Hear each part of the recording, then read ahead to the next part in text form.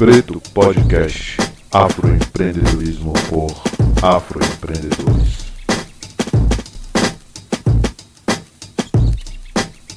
Salve! Salve! Estamos começando mais um Preto Podcast. Preto Podcast. A sua página, o seu vídeo, a sua imagem, a sua voz, falando sobre afroempreendedorismo, falando sobre negócios, falando sobre business da população negra. Um canal onde você vai se conectar com pessoas pretas que já têm um certo tipo de resultado. Não, Thiago? Estamos aqui hoje nessa casa especial conversando sobre tudo isso mesmo, Mohamed Ali. Eu queria pedir a todo mundo aqui que está assistindo a gente, já no primeiro toque, para dizer que é super importante seguir a gente no YouTube, curtir o nosso canal, curtir esse vídeo aqui, que hoje o papo é grande, com o gigante, o amigo de um cara, um dos pretos mais poderosos do mundo, e que a gente está uma pessoa de Obama hoje aqui. Antes da gente chegar lá, vou falar daquela ideia que é de todo mundo, de praxe, que é inicial, para você continuar, você que não tomou a vacina ainda, da gripe, do Covid, que está evitando usar máscaras, tome as 2 doses, tome a 3ª dose se necessário, por favor também, tome a vacina da gripe e continue fazendo a prevenção do combate a esse vírus aí nesse momento da pandemia, contra o Covid mesmo. A gente precisa continuar com que os nossos negócios sejam vistos e continuem trabalhando. A gente não pode parar mais, tá bom? Exatamente. Quero agradecer aqui, Casa de Rosa, é o espaço que cede para a gente gravar o nosso Preto Podcast. Agradecer também a Realeza que está vestindo a gente aqui. Eu já ia legislar em causa própria. Muito obrigado, Realeza. Lembrando que tem que trazer mais camisas novas para a gente gravar. Muito obrigado, seu Thiago. Com certeza. Segue lá nas redes sociais, Casa de Rosa, Feijoada e Afins. Segue também Vista Realeza, tá? Onde você vai encontrar lá várias roupas para você utilizar, surreal, super confortável, E eu tô com a marca registrada aqui, Turminho Não Rei. Show de bola. Essa é top, é a mais pedida, irmão. Essa é mais pedida. É a que eu há muito tempo já queria essa camisa. Vamos iniciar o nosso bate-papo, Thiago? Bora nessa. A gente vai conversar hoje com um amigo nosso. Amigo pode dizer que é nosso amigo, irmãozão nosso. Uma pessoa de muita referência, respeito e admiração que a gente tem, mas de boas trocas, de humildes trocas. Lhe agradecer pela sua presença. A gente disse que é amigo de Obama, porque a gente está uma pessoa de Obama, porque você nos representa chegando lá. Paulo Rogério Nunes, publicitário e criador de um bocado de coisa aí. Uma história bem longa. Seja bem-vindo, irmão. Seja bem-vindo. É um cara que é referência pra gente, no afroempreendedorismo, no empreendedorismo em geral, onde a gente consegue enxergar ele com uma visão e uma mente de negócio extraordinária. Seja bem-vindo, irmão. Obrigado, Irmandade aí, poxa, sem palavras para vocês, Thiago, Mohamed. Feliz demais de estar aqui nessa casa, Casa de Rosa, vendo vocês aqui novamente. Acelerada pela Vale, Acelerada pela Vale do Dendê, muito bacana. E, tô aqui para conversar, para aprender, para a gente dialogar. Realmente, com vocês eu tô em casa, literalmente. Aqui, poderia colocar um colchão aqui, ficar à noite sem problemas. Tá convidado para vir para aqui Massa. Durante o final de semana, a partir de quinta-feira, tá aberto. Sexta-feira. Pode chegar seu microfone um pouquinho para perto para modular. Melhorou? Ok. Isso. Você. E tá tudo bem. Paulo, a dinâmica aqui é como se fosse. É numa mesa de bar. Massa. É num papo que a gente tem trivial no dia a dia. A gente quer saber de onde é que você nasceu. Quem é Paulo Rogério Nunes? Então, galera, eu sou um filho do subúrbio ferroviário de Salvador, Nosso grande Caribe baiano, Descuidado, infelizmente, por muitos anos, mas um lugar fantástico, com muita beleza natural e com muita potência também, Então eu nasci num bairro lá chamado Alto da Terezinha, que é uma comunidade pequenininha de 14, 15 mil pessoas hoje em dia. Talvez na época que eu morava lá, onde eu nasci e cresci lá, na época talvez 10 mil pessoas. Para quem não tem uma referência melhor, fica perto de Plataforma, perto do Rio Sena, perto de Ilha Amarela, perto da barragem do Cobre, Então já está ali do outro lado da Pirajá. Então para quem é de Salvador talvez se localize um pouquinho melhor. Então você consegue acessar basicamente pela suburbana, ali na região de Plataforma. Mas também é possível chegar pelo Rio Sena através de Pirajá. E sou conterrâneo de pessoas fantásticas como Maíra Azevedo, mais conhecida como Tia Má, conterrâneo de um monte de gente que está fazendo a história no subúrbio, na beleza do subúrbio também, Anderson. Tem uma galera, não vou citar todo mundo, tem uma galerinha aí que faz o nome do subúrbio forte aí. E é isso, nasci e cresci lá, né? Aos 20 anos eu mudei de bairro, mas metade da minha vida foi basicamente naquele local. E é isso, assim, tipo, uma proximidade com o mar que é interessante, né? Porque talvez o subúrbio seja um dos poucos lugares do Brasil onde tem uma população bem pobre que mora em frente da praia, né? Porque 5 minutos eu estava na praia de escada, que a gente chamava Praia do Oi, né? Que é uma praia muito, muito bonita. Inclusive tem uma igreja que é das igrejas mais antigas do Brasil. Muita gente de Salvador não sabe, muita gente do Brasil não sabe, mas a igreja de escada é um lugar realmente bem histórico. Que eu acho, inclusive, que tínhamos que criar ali um centro histórico do subúrbio, sabe? Sim. Como tem no Pelourinho, temos que ter ali um centro histórico, pegando Plataforma, Itacaranha, a igreja de... A igreja não, perdão, a fábrica, a antiga fábrica de Plataforma, né? Tecido, que é uma das principais fábricas do Brasil. O pessoal chama, eu até brinco, né? O nome deveria ser a nossa Manchester brasileira, porque Manchester é aquela cidade das indústrias, né? A indústria brasileira começou aqui, no subúrbio. E para finalizar a apresentação do subúrbio, gente, onde nasceu o petróleo, né? Onde o petróleo jorrou pela primeira vez nesse país, né? Enfim, então esse é o meu local de nascimento e onde eu cresci ali, perto da linha do trem, fazendo grafite com a galera, andando de skate, enfim, muita história. Eu já ia esmiuçar mais coisas daqui, mas vamos lá. Eu queria saber, Paulo, você conta aí do subúrbio e tal, você acha que... E é interessante falar sobre a aproximação com a praia, né? Essa riqueza que a gente tem, né? A Salvador é um contrassenso, né? Na parte do subúrbio. Normalmente está todo mundo, a população mais rica, não negra, perto da praia.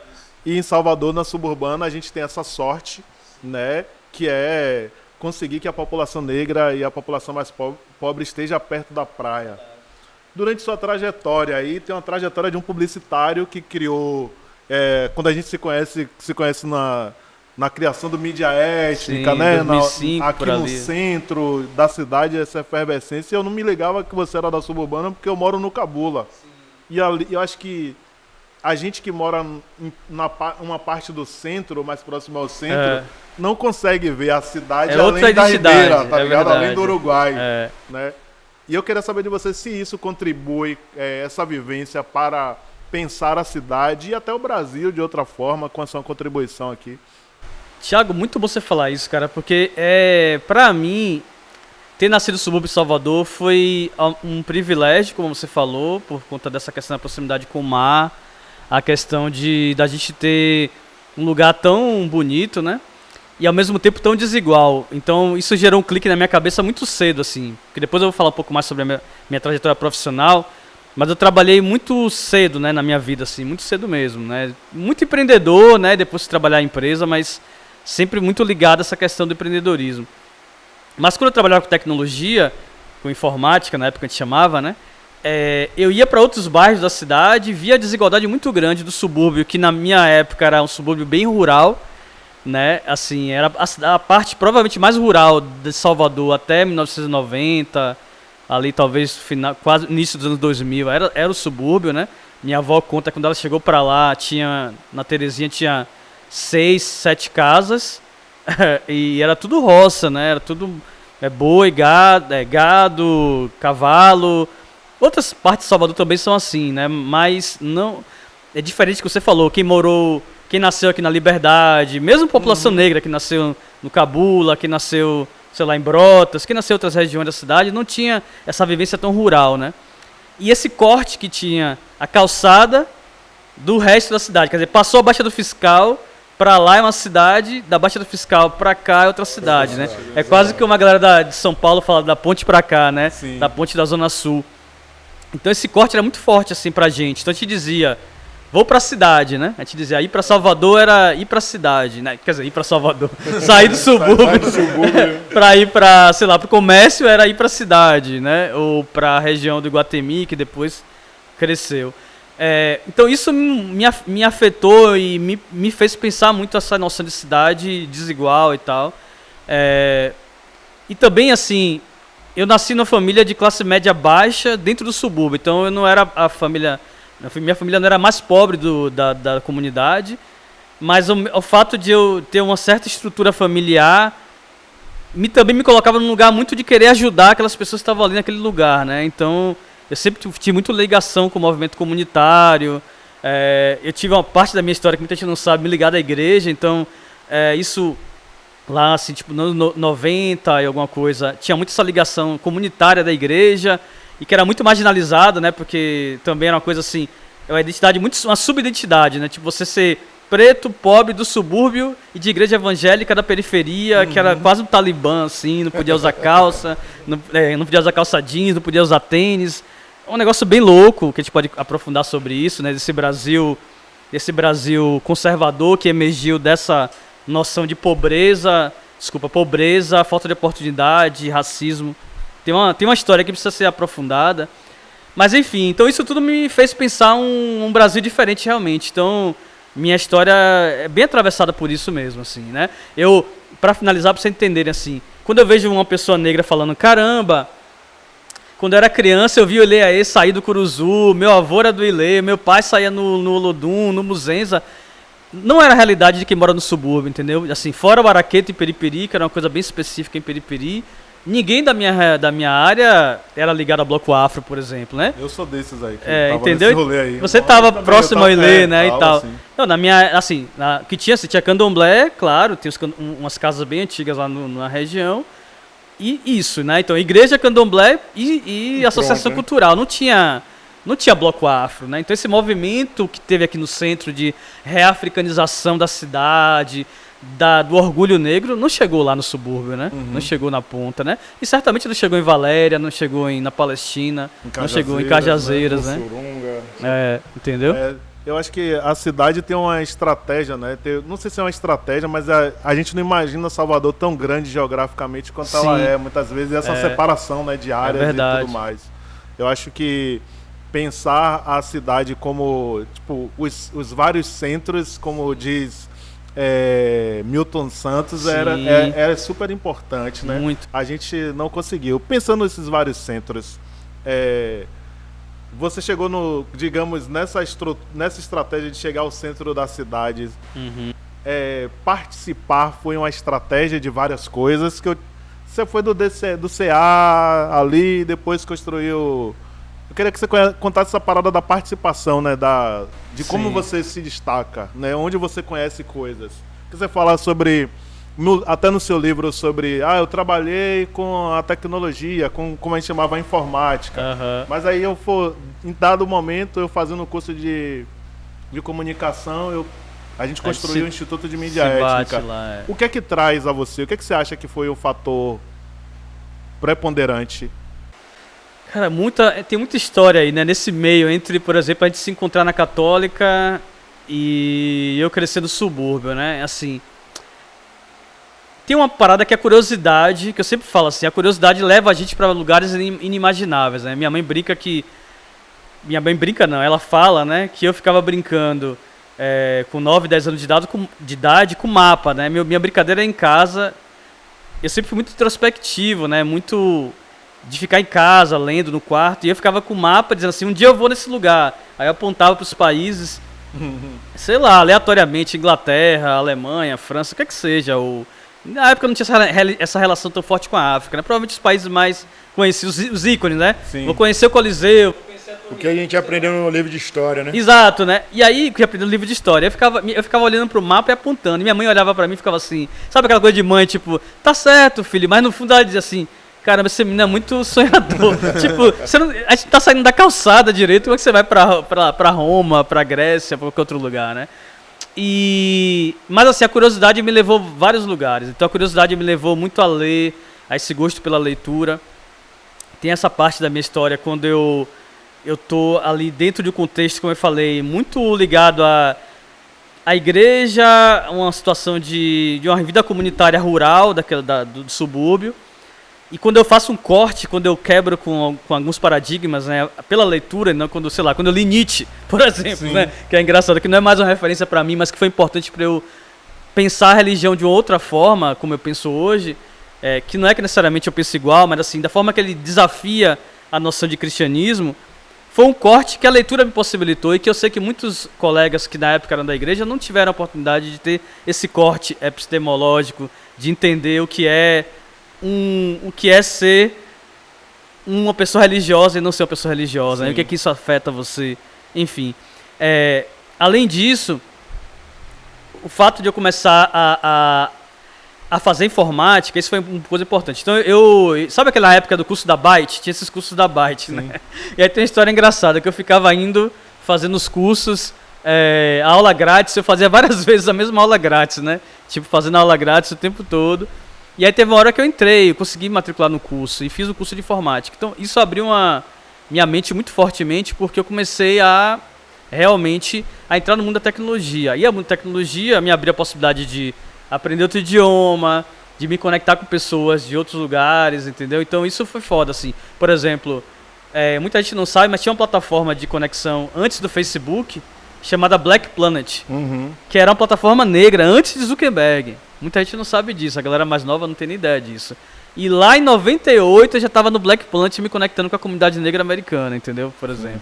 Nossa. Isso por conta pela curiosidade, né? E também uma identidade também, né? Exatamente.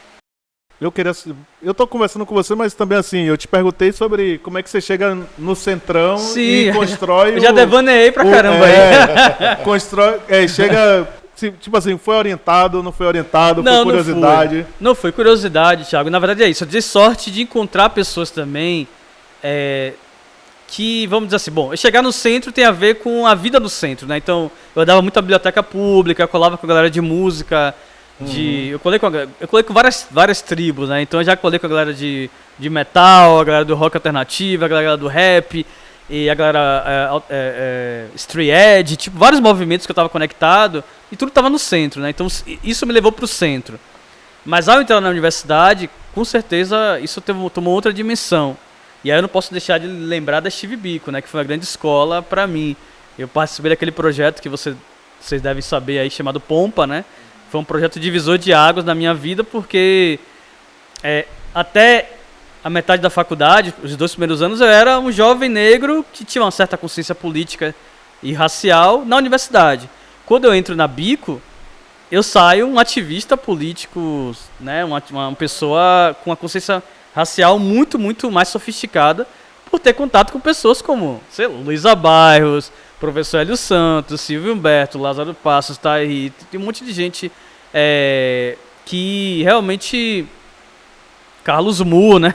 Então, assim, você recebe uma porrada no estômago logo na universidade, né? Eu tô pensando no resultado que isso deu. Não tava pensando nem nas referências de todos os seus colegas aí, todos os colegas que você até já citou aqui, não nem nas referências. Mário Nelson, imagina, de conta essa galera toda no 2º ano de faculdade, né? Macota Valdina. Orientando essas ações. E foi um tempo efervescente, assim, nas lutas raciais e de mais organização. Foi o divisor de águas, na realidade. Divisor de águas, cara. É quando a nossa geração, né? A gente tem mais ou menos a mesma idade, despertou para o que realmente é a militância, o que realmente é a partir desse projeto da Bico, também fez parte da Bico. Massa. Né? E foi onde deu aquele estalo, né? Então isso gerou pra gente uma visão diferenciada do que a gente tinha, né? É verdade. Esse ano aí, cara, início dos anos 2000, acho que a gente vai olhar pra história daqui a 20, 30, 40 anos e vai olhar pra esse momento ali, 2002, 2005, 2007, como um divisor de água da questão racial no Brasil. Porque foi muito intenso, né? Foi muito intenso, assim, a presença negra na política, né? Mesmo com todos os pesares, com todas as críticas que a gente tem, mas a presença negra, um governo progressista, a ocupação desses espaços, né? Isso reverberou agora, não digamos assim, dentro inclusive do setor corporativo, que era o mais conservador, né? E é o mais conservador de todos, né? Para esse setor corporativo se movimentar agora, em 2022, teve que ter muito pneu queimado na rua lá em 2003, 2004. Muita manifestação. Então, assim, eu respeito muito quem atua na militância tradicional, política, né? Não tenho interesse nenhum em estar nela, né? Muita gente fala assim, mas Paulo, e aí, política? Eu, particularmente, não é algo que me dá tesão, que me dá vontade. Eu prefiro estar no lado empresarial, eu prefiro estar no lado talvez até mais intelectual do que no lado da política. Mas eu super respeito e eu acho que é importante. Agora, tem que tomar um pouco cuidado, porque senão você entra no loop da disputa entre a disputa, da disputa pela disputa, né? Da teoria pela teoria, de uma coisa que nunca sai do lugar, né? E eu acho que o empreendedorismo traz um lugar diferente pra gente. Por exemplo, a gente está aqui no negócio negro. E eu já falei que vou voltar aqui no sábado ou domingo para consumir. Então eu volto aqui com a energia de consumidor. Eu vou trazer o meu dinheiro, né, que é do meu esforço pessoal, do meu trabalho. Vou comprar um produto, então a quem está vendendo aqui vai me vender um serviço, um produto. Eu vou consumir aquele produto, né? Não é uma troca de favores, é uma relação ganha-ganha, né? Eu saio alimentado, satisfeito com minha família, e o ambiente que está proporcionando sai com resultado positivo do investimento, né? Quer dizer, de investir na estrutura e hoje receber aquele faturamento. E a energia é outra, cara. Não é a energia da disputa, né? Tava do falando progresso, né? É a energia do progresso. Você falou muito bem. A gente precisa da energia do progresso. A energia da prosperidade. Perfeito. Porque isso vai nos levar para um outro lugar. Qual a nossa maior crítica na questão política? Nossas comunidades estão empobrecidas. Nossos jovens estão indo para o caminho da criminalidade. Nossas mulheres, nossas crianças, né, nossas mulheres, quando eu falo assim, as mulheres da nossa comunidade, os jovens da nossa comunidade, as crianças da nossa comunidade não têm nenhum tipo de assistência médica, psicológica, né, nada, porque o Estado é ineficaz. Sim. E se o Estado é ineficaz, dificilmente a gente individualmente vai conseguir mudar essa estrutura que é secular, né? O Brasil foi feito para oprimir a população negra e indígena. Não é um acaso, né? É a estrutura do Brasil. Mas como é que a gente consegue minimizar isso? Levando renda para nossas comunidades. Porque a gente vai conseguir dar uma escola melhor, a gente vai conseguir fazer com que nossos idosos tenham um plano de saúde. É triste ver tantos e tantos nossas famílias, todo mundo está assistindo aqui que é de comunidade negra sabe, né? Precisando de um apoio de saúde, né? Tentando buscar um apoio, assim, fazer uma regulação no sistema de saúde. É muito triste. Eu sempre falo isso, não adianta a pessoa negra ascender economicamente. Aliás, não existe pessoa negra que é de classe média. Eu tenho uma teoria para assim, não existe negro rico de classe média hoje no Brasil. Sim. Né? Mesmo, sei lá, Emicida, mesmo Isa, mesmo Camila De Lucas, essas grandes figuras, com certeza as famílias delas não estão estruturadas. Sim. Então, assim, ele está lhe ajudando é muito primo, individual, né? Ele está ajudando a tia. Então, assim, esse dinheiro está circulando de alguma forma e dificilmente eles vão conseguir chegar no patamar de um cara branco que toda a família está estruturada, né? Quem foi que estava... Deixa eu tentar me lembrar. Tem uma figura pública que não posso revelar o nome, muito conhecida e conhecida como milionário no meio do entretenimento. Ele estava num evento para ganhar um prêmio, assim, um prêmio super importante de entretenimento, e o celular tocou simplesmente porque tinha um BO na família, porque uma pessoa ia ser despejada, uma coisa desse tipo. Então, olha a contradição, o cara tá ali no ápice da carreira dele, mas a comunidade está destruída, a base está destruída, entendeu? Então esse dinheiro tem que circular. Para resumir sua pergunta, Mohamed, eu acho que o Black Money não é a única solução, gente. Então, até algumas pessoas interpretam o que a gente está tentando dizer errada. Então eu acho que tem que ter emprego formal, eu acho que tem que ter concurso público, eu acho que tem que ter política pública. Eu não sou contra nada disso que está colocado. O que eu acho que o Black Money, empreendedorismo negro, é uma saída, é uma alternativa, talvez um pouco mais rápida, para a nossa situação econômica. É só isso. Entendeu? Principalmente nesse momento, né? Principalmente nesse momento. Principalmente no momento desse país, um momento que não tem emprego, um momento que não tem... E eu falo muito, Paulo, que acho que com a pandemia nós descobrimos muitos talentos, né? As pessoas, na realidade, as pessoas colocaram seus talentos à prova, né? A gente tinha muito aquela onda do emprego, não, vou trabalhar de carteira assinada e tal. Mas quando vem a pandemia, a gente pega uma comunidade negra, onde tem aquela menina que faz a unha legal, né? Que o cara que corta o cabelo, a menina que faz a comida, a senhora que trabalhava em casa de família que foi demitida porque a família não tinha mais como, e ela começou a cozinhar para vender a quentinha dela. Sim. E ela se desenvolveu, né? E é essa visão que eu tenho hoje. O quanto a gente pode fortalecer, e as pessoas vendo esse bate-papo aqui, elas acreditarem que isso Sim. é possível. É né? verdade. Pô, super importante, assim, acreditar, né? É preciso acreditar que o sonho é possível, né? Já dizia os racionais. Acreditar é o primeiro passo. Não quer dizer que você, ao acreditar, automaticamente seu sonho vai estar realizado. Isso é uma Utopia, né? uma utopia, um engodo de coach de internet, né? Para ganhar dinheiro de pessoas que estão ali desesperadas. Não é isso. Porém, todo negócio que teve sucesso, teve que alguém acreditar. E agir, né? E agir. Exatamente. Então, assim, entende que tem uma diferença entre acreditar e automaticamente dar certo e a noção de que para dar certo tem que acreditar. Entende? São coisas diferentes. Então, eu acho realmente que a pandemia mostrou e empurrou de maneira trágica, de maneira brutal, a gente para um cenário assim, caramba, não tem emprego, as pessoas não estão saindo mais de casa, né? Tem talentos inatos, realmente, artísticos e outros. Tem a internet que está possibilitando você fazer mais a conexão entre as coisas, o marketing digital e um monte de coisa. E é um caminho, é uma alternativa. O ideal seria, no mundo dos sonhos, que cada negro nesse país tivesse uma reparação histórica econômica, que a gente tivesse um checão bonito de 10 milhões de reais cada, para a gente começar a vida empreendendo. Para ter casa, para ter comida. Para ter a casa, para ter comida, para ter um salário digno. Empreender sem estresse, né? Sem estresse, né? Com patrocínio. Idealmente que ele tivesse patrimônio, né? Herança. Se devolvessem pra gente se que foi devolvesse roubado pra da gente que foi gente. roubado. Mas essa não é a realidade, pelo menos nesse momento. Então, se não é a realidade nesse momento, a gente tem que correr. Eu sempre brinco, para finalizar essa parte aqui, que eu vou fazer uma camisa. Mas eu podia ser da realeza, viu? Vamos lá, Nunca, já tá feito, nunca bora. foi sorte, sempre foi herança, né? Vamos Nunca lá. foi sorte, sempre foi herança. Quer dizer, é muito fácil e cômodo para as pessoas brancas, e não são todas as pessoas brancas, é claro, mas majoritariamente as pessoas brancas da elite desse país que recebem herança, mínima às vezes, né? O pai que deixou uma terrinha ali no interior, a As avó, cabeças de gado. entendeu? As cabeças de gado e tal. Isso faz com que a pessoa não saia do zero. Sim. E a gente sai do zero, né? Até para pegar empréstimo, você tem que ter um colateral. Se você não tem casa, como é que você vai dar? Se sua casa não tem papel, não tem a documentação. Moradia, né, velho?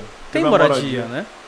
Então, anota aí, viu? Nunca foi sorte, Tá sempre foi anotado, herança. sempre foi. E essa galera que fala da meritocracia, né, velho? Exatamente. É massa essa. Falar não é meritocracia, não sei o quê. Porra. Tá com a base garantida. Paulo, você falou de umas coisas aí que eu acho que eu quero dar um destaque para te perguntar sobre. Você falou sobre 3 E's, né? 2 E's. O primeiro foi educação, que eu acho que é um pilar. O segundo foi empreendedorismo. E o terceiro que eu coloco nessa onda, porque pra gente é educação, primeira base, sempre falo aqui, primeira base, depois a evolução. Você fala sobre a evolução. E aí eu quero falar sobre a evolução na sua vida, que traz evolução para outros processos. Eu faço parte e criei uma empresa que foi acelerada e tem uma contribuição indireta, mais direta sobre sua. A Casa de Rosa também foi acelerada pela Vale do Dendê. E aí eu sei que você saiu de Salvador para rodar o mundo. Eu queria que você contasse pra gente aqui, rapidamente aí, como foi essa história de chegar em Harvard, né? Chegar nesses lugares. Essa participação sua visão, sua visita, seus estudos fizeram você construir a Vale, fortaleceram para entender que Salvador poderia ser uma potência cultural. Você fala de Colômbia também muitas vezes, mas eu queria que você falasse sua participação no mundo, sua ida a outros lugares no mundo, faz com que Salvador, entender com que Salvador e o subúrbio é uma potência empreendedora. Eu vou te responder contando essa história de trás para frente, né? Vou te responder contando essa história de trás para frente. Do dia que eu estava no voo, chegando em Boston, né? Boston tem uma cidade do lado que chama Cambridge, né? Muito famosa, que é como se fosse Salvador Lauro de Freitas. Tudo de neve, né? Aquela história, chegando no inverno. E eu tava chegando exatamente em Harvard, né? Descendo no voo. E eu literalmente chorei, né? Eu chorei o voo todo, né? Porque eu lembrei somente de minha avó, né? Quer dizer, eu lembrei da minha família toda, mas lembrei muito de minha avó, que lavou, assim, roupa de ganho a vida toda, né? Na época não tinha máquina de lavar, né? Na época lavar roupa na fonte com paticholim, né? Lá na Terezinha, como eu falei, o lugar onde eu nasci era um lugar rural. E ela ia do subúrbio descer uma ladeira, que Salvador é cheio de ladeira íngreme, né, pra caramba, aquelas ladeiras enormes, e subia, mas descia a ladeira com uma trouxa de roupa na cabeça para pegar o trem, para descer em calçada, para pegar uma outra condução, para chegar na Graça, na Casa dos Brancos, para pegar as roupas, né? E quando eu lembrei que talvez, inclusive, pouquíssimos brancos brasileiros tiveram a oportunidade de se associar a um centro tão importante como Harvard, eu realmente chorei, me emocionei, né? Porque é algo que não era esperado para minha geração aquilo, né? Quer dizer, eu sou apenas minha avó, né? Sou apenas 2 gerações. Minha avó não se alfabetizou, né? Até hoje, né? Então minha avó tem, aliás, minha avó, vou dar um beijo aí para ela, tem 104 anos na formalidade, 107 anos porque naquela época não se registrava na hora, né? Então assim, minha avó, da minha geração, minha avó que não se alfabetizou, a minha mãe, né, que teve um estudo muito limitado, né, como muitos dos anos 70, 770, e chegar a mim, não só entrar na universidade, que era algo que eu não imaginava, que eu não sonhava, aliás, que eu achava que era impossível na minha cabeça, até eu tinha, sei lá, uns 20 anos, eu achava que era impossível entrar na universidade. Eu entrei na universidade muito tarde, né, eu entrei na universidade com 22 anos, eu acho, então, essa cena assim me marcou. Então, eu cheguei realmente em lugares que eram inimagináveis para um jovem negro da Alta Terezinha, né? Então, eu cheguei em Harvard, eu cheguei no MIT, eu cheguei nos principais centros de pesquisa do mundo. O que me levou a isso, cara, eu não sei, sinceramente. Se eu tivesse essa fórmula, eu ia anotar, ia passar para cada moleque das comunidades aqui. Eu não sei, é um negócio muito louco. Mas o que eu posso dizer para você é que tem uma noção de força de vontade, tem uma noção de resiliência, né, de casco de tartaruga, que eu chamo assim, tipo, de tomar umas porradas da vida que fala assim, cara, tem que ir.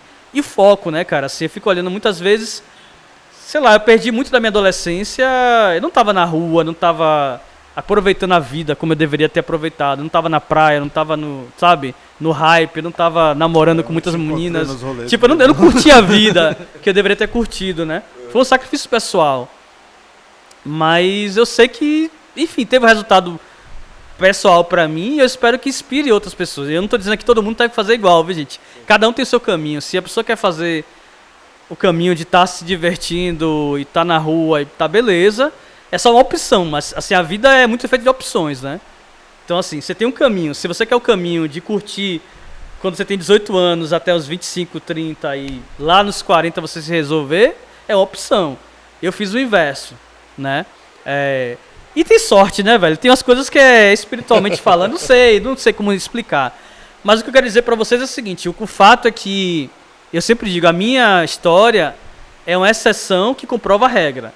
Você nunca vai ver nunca em nenhum lugar um discurso da minha boca de meritocracia, de que eu sou o porretão, de que foi maravilhoso, que foi tudo fácil, ou de que eu sou muito inteligente. Aliás, eu não sou inteligente, muita gente acha que eu sou inteligente, eu sou um cara mediano. Eu sou apenas um cara que tento me informar o máximo possível e agarrar as oportunidades. Então, para dar um exemplo, quando eu entrei nesse processo de Harvard, e aí só para explicar, eu não estudei mestrado, doutorado em Harvard, eu fiz uma participação por 3 anos no centro de pesquisa, eles me convidaram. Mas foi um convite assim, tem uma aplicação, você se aplica lá, né, você se inscreve, e é isso, eles analisam seu perfil, e aí pega a carta de recomendação, e tem a ver com o seu histórico, né, então eu tinha contatos muito importantes no setor corporativo, no setor público, diplomático, que reforçaram a minha candidatura.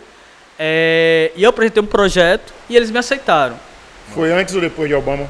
Isso foi antes, inclusive. Foi antes de 2017. Então eu trabalhei lá 2015 até 2017, quase. E eu contei com o Obama no final de 2017, em outubro. Então, assim, não tinha esse carimbo ainda de Obama, que depois eu posso falar sobre isso, né? Como esse encontro também ajudou as pessoas que me ignoravam. Tô falando da elite, não falando da irmandade, da comunidade, falando da elite econômica de Salvador, da Bahia, do Brasil, que começaram a olhar pra mim por conta de que, se Obama recebeu o cara, eu preciso conversar com esse cara, né? Essa validação, que é triste, né? Eu não acho isso legal. Mas, enfim, quando eu fiz escrever pra Harvard, cara, eu tremi, eu falei, cara, isso não é pra mim, imagina, eu me boicotei. Então, outra coisa importante, o auto-boicote é nosso maior inimigo. O auto-boicote é um inimigo muito grande, inclusive meu. Então, assim, eu me boicotei para me inscrever na bolsa de estudo que eu ganhei para estudar lá o governo dos Estados Unidos, né, o Ministério da Educação me deu uma bolsa para ficar 1 ano e meio estudando nos Estados Unidos, ganhando um salário bom e fazendo o meu ano, né? Então eu escolhi onde eu queria estagiar, estagiei no BID, Banco Interamericano, estagiei no MIT, encontrei os principais diplomatas do mundo, ia para as embaixadas tomar vinho, sabe? Tipo assim, era meu ano, estudei também na universidade gratuitamente. Mas, 2 anos atrás, quando eu olhei a aplicação, eu falei, cara, inglês, meu inglês não é tão bom assim. Caramba, isso aqui, quem vai me dar carta de recomendação? Será que eu devo fazer mesmo?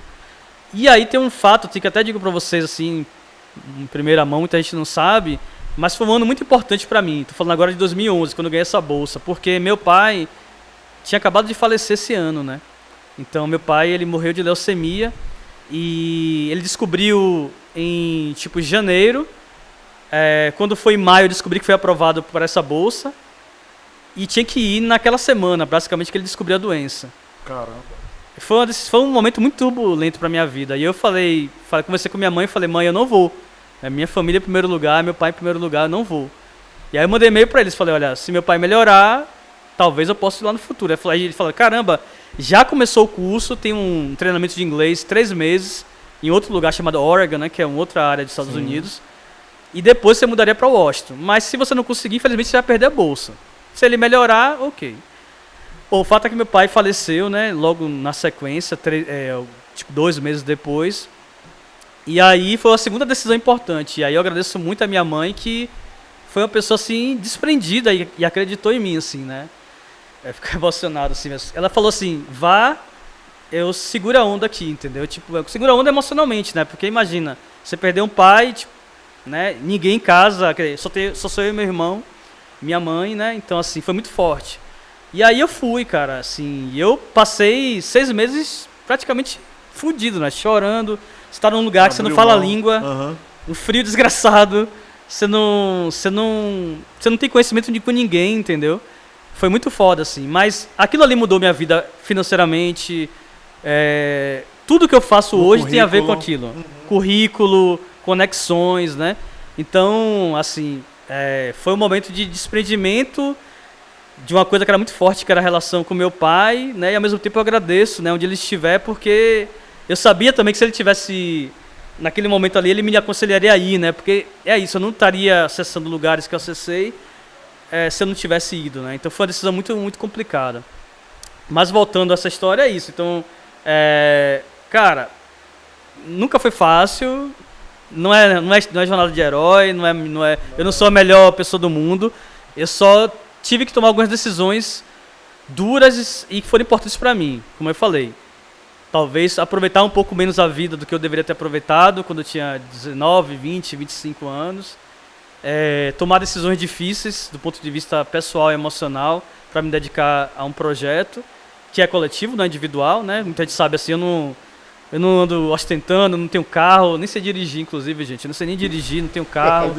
Eu ando de metrô, de buzu, de Uber, de que tiver na hora. Então não é um projeto pessoal, mas é um projeto coletivo também. Eu sabia que era importante ter um preto baiano, soteropolitano, nascido na Terezinha, em Harvard. E foi por isso que eu cheguei lá, naquele lugar. E outros lugares, né? E aí, Paulo, a grande pergunta é... Quero saber da Vale. Eu Vale tô insistindo na Vale, porque a Vale é a grande ponte, né, desse processo de visibilidade. Sim. E aí de quando você vai estabelecendo uma marca, né, para o mundo, dialogando com o mundo. Salvador, você fala de Salvador para o mundo. Eu acho que também com a parte da Vale, né, com um processo que se apresenta essa ideia de Salvador está no mundo, e aí o mundo olha para você, olha para a Vale, olha para Salvador. Então, cara, é o seguinte, a questão da Vale, do Dendê, foi um processo muito rico, complexo e também uma conjunção de energias que levaram a isso, né? E de conhecimentos. Primeiro nome mesmo, primeiro momento que eu tive insight Vale do Dendê foi, na verdade, com a entrevista. Ainda estava no Mídia Étnica na época. Como você sabe, eu sou um dos cofundadores do Mídia Étnica, tem uma galera que fundou na época. Uma organização de 2005, focada em comunicação, que existe até hoje, né? Lá no 2 de julho tem a sede e tal. E em um momento a gente gravou um documentário com o Gilberto Gil sobre tecnologia. E o documentário era a gente entrevistando Gilberto Gil e a galera da Suíça, né, que tava gravando um documentário, filmando a gente. Então era um meta-documentário, né, documentário do documentário. E na entrevista que eu fazia para Gil, né, na verdade não somente eu, tinha outras pessoas, André, Santana, Luciane Reis e Ivana Dorali, tava todo mundo lá, Luciane Neves, Rosalva, toda a galera. O pré-sal da mídia negra soteropolitana. Exatamente, pré-sal, gostei. Então aquela galera ali, tô entrevistando ele, e na hora aí eu perguntei para Gil, se os americanos têm o Vale do Silício, por que a gente não pode criar aqui na Bahia o Vale do Dendê? E eu falei de uma forma de provocação, né? Porque eu sabia que Gil gosta desses trocadilhos e tal. E ele deu risada e tal. Eu tenho que até resgatar esse vídeo, tá gravado lá. Rosalvo gravou. E aí, eu gravei isso na mente. Falei, caramba, olha só, Gil gostou, eu vou usar esse nome em algum momento. E aí, depois a gente conseguiu criar o espaço que é a Casa Mídia Étnica, né? Que eu falei que tá no 2 de julho até hoje. Foi 2014. E aí a gente criou lá o primeiro coworking negro do Brasil. Muita gente não sabe, não lembra, mas chama-se o Jama. Lá no subsolo do prédio. Usamos o lá. Jama, né? O Jama, que é a filosofia da Tanzânia, do Júlio Nyerere, né? Aquele presidente da economia colaborativa, né? É um sistema econômico, né? Que não é necessariamente o socialismo, mas é um comunalismo africano, né? É um outro conceito. Quem tiver curiosidade, pesquisa aí. O Jama, né? UJAMAA. E aí a gente criou o coworking e o Jama. E ali que foi um pouco da semente da Vale do Dendê. Mas claro, por que eu trouxe esses elementos? Porque eu tinha morado nos Estados Unidos, lá em 2011, 2012, vocês lembram que eu falei, né? Aquele momento conturbado e ao mesmo tempo muito rico da minha vida, onde eu visitei muitos lugares no mundo. Fui para Etiópia, visitei várias cidades dos Estados Unidos, comecei a viajar pelo mundo com essa bolsa. E aí eu descobri que a cidade estava se reinventando através da tecnologia, da inovação, né? E cidades que eram um pouco marginalizadas, como Atlanta, como Detroit, estavam se reinventando. E a própria Medellín, que eu falo muito sobre isso, Medellín aqui da Colômbia. Então eu falei, bom, vamos colocar essa energia. Sendo bem sincero, eu tinha muita possibilidade de ficar nos Estados Unidos. Eu tive a oportunidade de ganhar, de possibilidade de me aplicar, né, de me inscrever para bolsa, para fazer doutorado lá. Eu tive oferta de emprego. Eu tinha só que voltar, tinha uma carência mínima, acho que era 6 meses, e depois eu podia voltar para os Estados Unidos. E quando eu voltei, cara, assim, aí tem 2 teorias, né? Tem a teoria oficial e a oficiosa, né? Eu fico brincando. A oficial é que realmente eu falei assim, caramba, não dá pra ficar. Lá nos Estados Unidos tá tudo resolvido, e realmente tá, tudo estruturado. Salvador precisa de um impulso, né? E a cidade onde eu nasci, onde eu queria colocar energia. A oficiosa é que, obviamente, eu tinha minha vida aqui, né? Então, minha esposa falou, olha, e aí, tinha morado nos Estados Unidos, como é isso e tal, tal. A família dela falou, tem que ficar em Salvador e tal. Isso é uma mensagem para aquilo e para a família dela, brincadeira. Mas o fato é que a minha decisão de ficar em Salvador tem muito a ver com essa questão. Tipo assim, realmente minha vida estava aqui, né? Meus familiares estão aqui, meus amigos estão aqui. E eu olhava assim, caramba, desde muito cedo, lá tipo 2000 e pouco, minha relação com Salvador é uma relação muito especial, porque é uma relação muito da visão do outro sobre Salvador. Como eu trabalhei muito com turismo, não que eu fosse guia oficial, mas como eu falava inglês, eu conheci muita gente. E as pessoas amavam Salvador. E eu falava, gente, como é que nós aqui de Salvador não amamos essa cidade? Não conseguimos. E um alemão ama Salvador, um japonês ama Salvador, um afro-americano ama Salvador, um nigeriano ama Salvador. Tem alguma coisa errada, entendeu? Então eu falei, gente, tem algo aqui especial. Foi aí que eu resolvi falar, bom, eu vou ficar. Salvador estava no pior momento, né? A gente estava vivendo uma gestão complicada do municipal, né? Bem difícil. Mas eu falei assim, vamos fazer algo para o Salvador. E aí, passando um pouco no tempo, quando chegou em 2016, eu convidei algumas pessoas para criar a Vale do Dendê, né? É uma organização social, precisava de ter pessoas também que estivessem embarcando nesse mesmo sonho, né? Foi aí que eu convidei primeiro o professor Hélio Santos, né, que já era meu guru de todo mundo, e que é um pensador sobre economia. Eu falava que eu preciso de alguém que me ajude a desenhar isso teoricamente, conceitualmente, do ponto de vista econômico, geração de renda.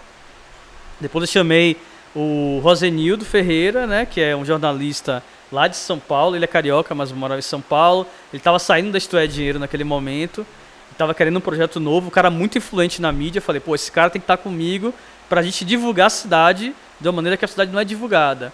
E aí a gente começou, fizemos o primeiro workshop, um evento em 2016, chamamos várias pessoas, o saudoso Jorge Portugal estava lá, Najara, muitos empreendedores, estava todo mundo lá do ecossistema, e a gente validou o conceito do Vale do Dendê. Todo mundo falou, gente, isso é necessário, é preciso ter o Vale do Dendê. Então a gente criou esse conceito. E aí depois a gente começou a desenhar isso de maneira melhor, fazendo alguns eventos. Aí eu convidei Ita Laerta, né, que é uma pessoa que eu já conhecia há bastante tempo, de casa, né, por conta da relação com a irmã dela, que é Ilka Danusa, que é cofundadora também do Mídia Étnica comigo, que conheci ela de muito tempo, é uma empreendedora, uma produtora cultural muito forte. E aí juntamos nós 4 para oficializar isso em 2017, no papel, né, a Vale do Dendê, como uma organização social. No início, a gente tinha muito mais pergunta do que resposta, né? Tipo assim... Era mato. É mato, tipo, caramba, Salvador, inovação, tecnologia, que negócio é esse? É um Frankenstein, né? Como é que a gente junta ancestralidade, futuro? Como é que a gente ajuda a galera a se ver como empreendedor? E nosso primeiro ativo de ajudar a galera é dizer assim, gente, você não é correria, você não faz bico, você não tá ali quebrando galho, você é empreendedor em desenvolvimento. Você precisa de ter ferramenta para empreender. Não confundir com precarização, viu, gente? A precarização é situação. Mente empreendedor é outra coisa, né? Não quer dizer que o cara que roda Uber é empreendedor. Não, esse cara aí, ele está dentro do sistema de um aplicativo precarizado, autônomo precarizado. Mas quando a pessoa monta uma barraquinha para vender o seu produto, quando ela começa a desenhar um pouco melhor os processos, ela é empreendedora, né? Ela só não tem capital, não tem patrimônio, não tem estrutura, né?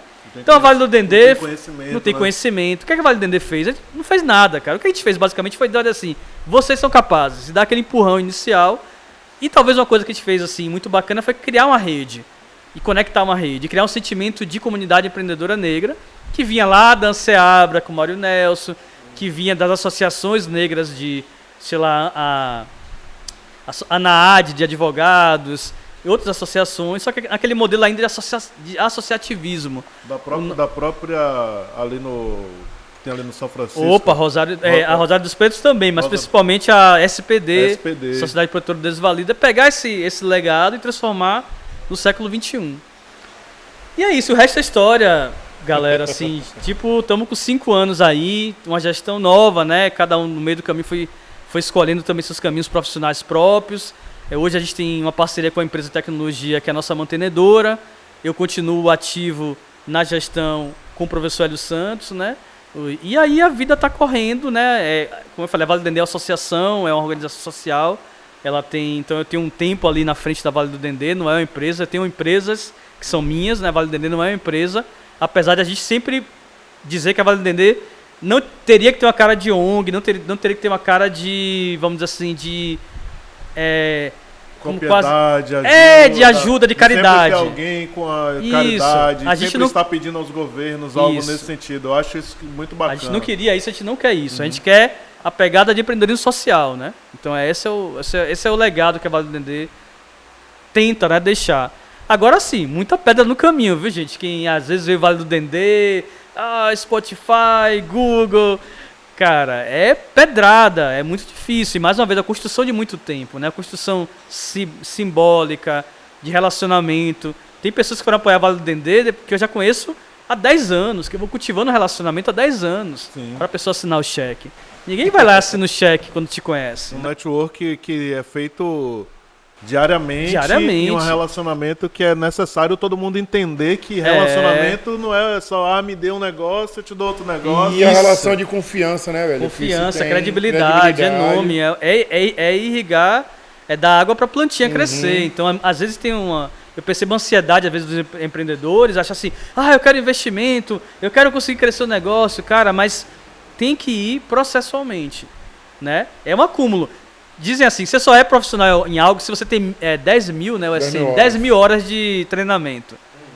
Em tudo, né? Um nadador, um boxeador, uma pessoa de esporte. Alta performance. Para ser empreendedor, você tem que ter uma estrada. Talvez não seja 10 mil horas, talvez seja um pouco menos, mas tem que ter estrada.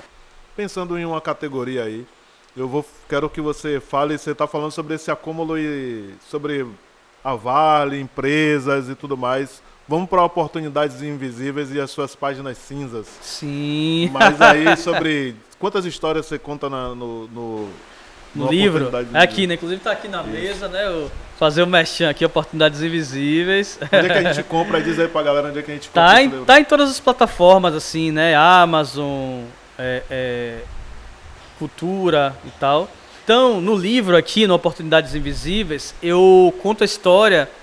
No livro eu conto a história de 10 empreendedores e empreendedoras que enxergaram na diversidade uma oportunidade de gerar negócio e riqueza, né? E quando eu falo isso, muita gente pode interpretar como dizer, a pessoa se aproveitou da causa. Não, não é isso. O que a pessoa conseguiu visualizar, Thiago, Mohamed, que está aqui assistindo, é uma ideia de que, pô, se eu tenho uma dor, e essa dor me atravessa porque eu sou uma pessoa negra, porque eu sou LGBT, porque eu sou PCD, certamente outras pessoas negras, outros LGBTs, outros PCDs vão ter aquela mesma dor. Portanto, é lógico que tem a oportunidade de se resolver aquela dor através de um negócio. Eu consegui enxergar, né? Porque o empreendedor nada mais é, gente, do que o resolutor de problemas. A gente às vezes glamoriza ou gourmetiza muito a atividade empreendedora.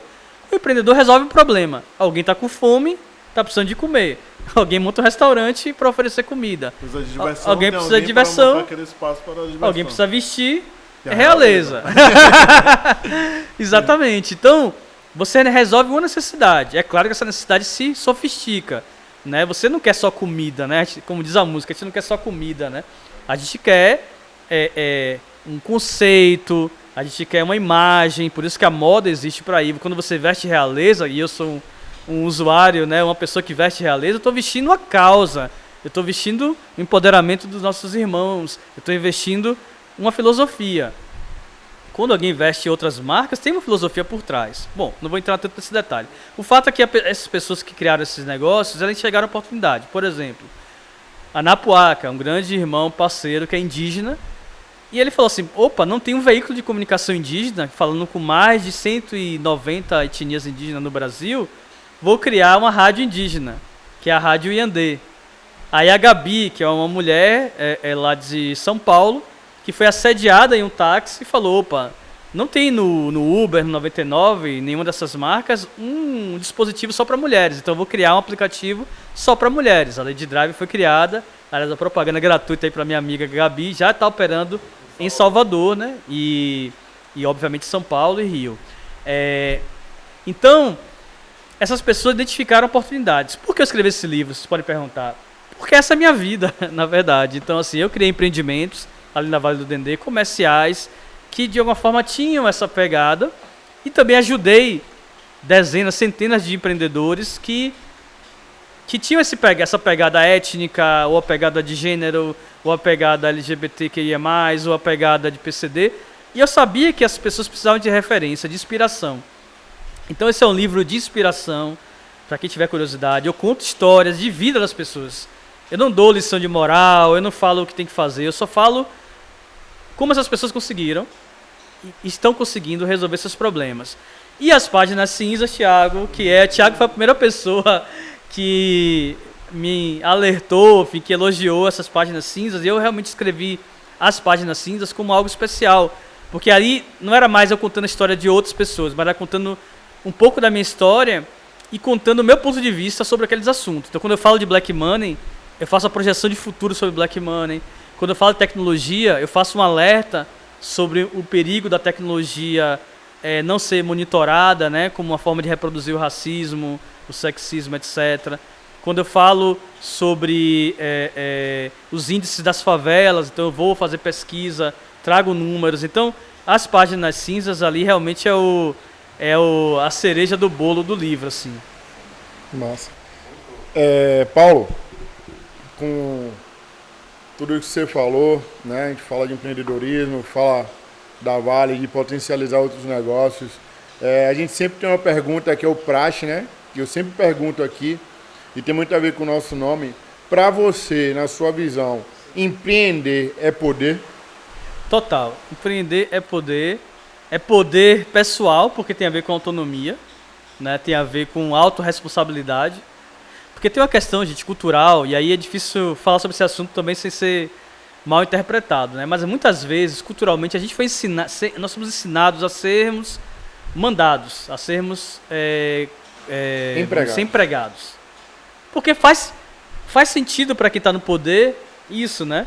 Faz sentido para quem está no poder dizer que a gente tem que trabalhar para eles, né? Entendeu? Então eu não estou dizendo aqui para quem é empregado, não estou demonizando, pelo contrário. Estou dizendo só para vocês para entenderem que quando você é empreendedor, tem uma questão até psicológica que se o negócio dá certo, é sua responsabilidade. Se o negócio der errado, é sua responsabilidade. Sim. Não terceiriza, porque o brasileiro, nós temos uma mania muito grande de terceirizar nossos problemas, né? E eu não estou dizendo que os problemas não são interligados. Eu estou dizendo o seguinte, que a gente aprendeu a botar a culpa no governo, a culpa na sociedade, até mesmo nos brancos. E às vezes a gente não consegue entender que tem uma parte da culpa que é nossa também. Ou da responsabilidade, nem falar da culpa, né? É uma coisa muito cristã, inclusive. Da responsabilidade é nossa. Se nós somos oprimidos, é porque a gente está se deixando ser oprimido. Se o branco está ganhando dinheiro nas nossas costas, é porque a gente está se deixando acontecer isso. Estou falando no nível macro. É claro que não é fácil. Né? Na teoria, né? É fácil. Na prática, é difícil. Mas eu estou dizendo para vocês que eu acho que o empreendedorismo é poder. É poder de autorrealização, de autorresponsabilidade, poder político. Em nenhuma democracia, vamos dizer assim, que tem o sistema estabelecido, que não seja, vamos dizer assim, centralizado de governo central, todas as democracias ditas capitalistas, elas tiveram, quer dizer, esses processos foram feitos onde grupos econômicos se constituíram. O Brasil não é diferente. A gente olha o Brasil às vezes com um olhar de deturpado. O Brasil é um país extremamente capitalista, extremamente, vamos dizer assim, concentrador de renda. Se a gente não tiver uma estratégia de se contrapor a isso através das nossas redes, só vai reproduzir isso tudo, né? O que eu quero dizer na prática é dizer o seguinte, achar bonito que, gente, é muito legal, tipo, falar da teoria, que nós vamos viver todo mundo em sociedade, é muito bonitinho, mas na prática, quem coloca o feijão no prato, né, é quem consegue trazer a renda para casa. E no fundo, a nossa corda é a corda que está quebrando mais rápido, né? Então, assim, poder econômico gera poder político. O que eu queria dizer, eu me devaneei um pouquinho. O que eu queria dizer na prática? Assim, na África do Sul, os negros conseguiram poder político, com Mandela, Tambo e outros líderes, mas ainda não conseguiram poder econômico. Nos Estados Unidos também. Em vários lugares do mundo, é mais fácil você conseguir poder político do que econômico. Não que seja fácil conseguir poder econômico em geral, mas é um pouco mais fácil. Por quê? Porque o poder econômico é o que gera o poder político. É isso que a gente não entende. Só vamos conseguir sair dessa armadilha política que nós estamos se nós tivermos o poder econômico, gente. Não dá para... Quem vai financiar nossas candidaturas? Quem vai fazer o processo de financiamento das nossas ONGs? Quem vai doar para nossos idosos que estão aí em situação precária? Quem vai tirar as pessoas da situação de rua que está aí? Será que é o governo? A proteção das nossas crianças, a proteção das nossas crianças, também, né? O governo, sim, teoricamente, nós pagamos nossos impostos, mas a gente sabe que o processo é tão burocrático e tão complexo que a gente é o último a receber esse investimento. Então, para quem está assistindo aí não me interpretar errado, eu não sou contra a ideia da gente tomar o poder político, é super importante, não é tomar ou conquistar, depende da leitura que cada um tenha. Agora, o poder econômico é a base, porque qualquer sociedade, qualquer uma, seja capitalista, seja socialista, seja comunalista, tem que ter economia, gente. Vocês entendem isso, né? Tem que ter economia. A base é o dinheiro. Né, esse dinheiro vai ser compartilhado, socializado, é outra coisa, mas tem que produzir dinheiro, né? Sim, e a gente precisa participar, né, de maneira confortável, não só na dependência. Exatamente. A gente está aqui, Paulo, construindo um podcast com esse nome, tirando o pod só da marca para pod de poder. Legal. Pensando em que o empreendimento, a cultura negra, a comunidade negra, os pretos e pretas podem construir do seu lugar e constroem do seu lugar as suas potências. Então, assim, estamos muito felizes e construção de poder, receber você aqui com seu currículo, com sua história, com a nossa relação. Super honra. E de poder apresentar sua história também para essa turma que não conhecia você, que não conhece muitos dos empreendedores que estão vindo aqui, que virão ainda. Sim, e tem uma coisa assim, importante todo mundo que está assistindo a gente entender. Gente, todos os povos se unem para fazer negócio. É balela achar diferente. A gente mora numa cidade, vamos lá, vamos dar o nome aos bois. A gente mora numa cidade que é, obviamente, majoritariamente negra, mas temos 5% de espanhóis, de galegos, que controlam a economia dessa cidade. Tanto é que tem o Clube Espanhol, tem o Esporte Clube Galícia, tem Clube Português, tem escola judaica, tem escola árabe, tem... Então, assim, no Brasil todo, os coreanos se juntam, os chineses se juntam, os japoneses se juntaram, os italianos se juntaram, os alemães se juntaram para fazer negócio. E só a gente que não pode? Sim. Por isso que eu falo assim, não é questão de, é preto, é negro... De ter essa falsa polêmica, assim, cara, eu, particularmente, assim, eu sou um africano em diáspora. Uhum. Eu penso assim, eu não discordo em quem pensa diferente, mas eu sou um africano em diáspora. Então, se eu sou um africano em diáspora, nosso povo merece fazer negócio junto, como os alemães fizeram, como os italianos fizeram e outros povos fizeram. E a ideia do nosso podcast é essa, né? A ideia do Preto Podcast é fortalecer essa ideia de comunidade, é fortalecer essa ideia de estar conectado e de crescer em comunidade. Como você falou, se todos os povos, se toda essa galera se une, por que não a gente? Né? Por que essa disputa? Essa onda da escravização de dividir a gente ainda é muito forte no Brasil, né? Exato. A gente precisa se reconectar, a gente precisa estar junto de novo para que esse negócio aconteça. Paulo, eu quero te agradecer demais, velho, pela presença. Muito obrigado. Agradecer a Casa de Roda, agradecer a Realeza, né? Por estar nos apoiando. E muito obrigado, velho. Muito obrigado por esse bate-papo. Obrigado aí por estar aqui com a gente. Clique França, o cara aí aí que fortalece. Né? Muito obrigado mesmo, de verdade. A sua presença aqui nos fortalece cada vez mais, a experiência que você tem, a vivência que você tem, o seu currículo. Né?